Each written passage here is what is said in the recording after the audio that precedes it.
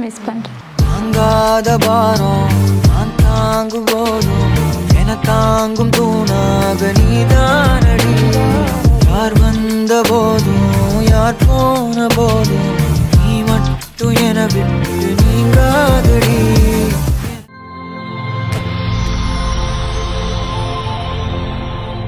Hi, உங்களோட நீ? பிரசாந்தினி சிம்தன் கூப்பிடுவான். சரி, உங்களுக்கு இன்னைக்கு பர்த்டே கிஃப்ட் எல்லாம் வந்திருக்கு. சரியா? எத்தனாவது பர்த்டே? 28. சரி, இந்த பர்த்டேக்கு யார் அனுப்பியிருப்பாங்க உங்களுக்கு கிஃப்ட் எல்லாம்? யார் அனுப்புகிறேன்? ஹஸ்பண்ட். ஹஸ்பண்ட். அவரோட பேர்? ரகு. எங்கே இருக்கு? கொழும்புல வேலை. சரி, வேறு யார் அனுப்புவாங்க? வேறு யாரும் அனுப்ப மாட்டாங்களா? எத்தனை சகோதரங்க இருக்காங்க? 3 பேர். அவங்களோட பேர்?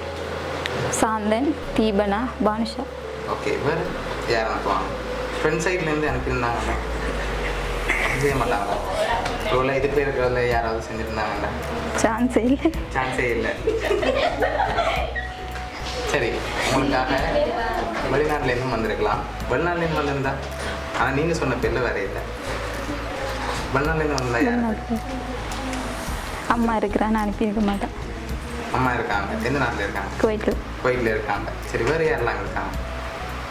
சித்தி இருக்காங்க. அவங்களோட பேர்? செல்வி. ஓகே, வேறு யாரும் இல்லை. சரி, ஓகே. நீங்கள் வேறு யார் எதிர்பார்க்குறீங்க? நீங்கள் சொன்ன பேர் தவிர வேறு யார் அனுப்பியிருந்தா யாராவது? ஹஸ்பண்ட் மட்டும்தான். அவர் மட்டும்தான் அனுப்பியிருக்காரா? ஷுவரா?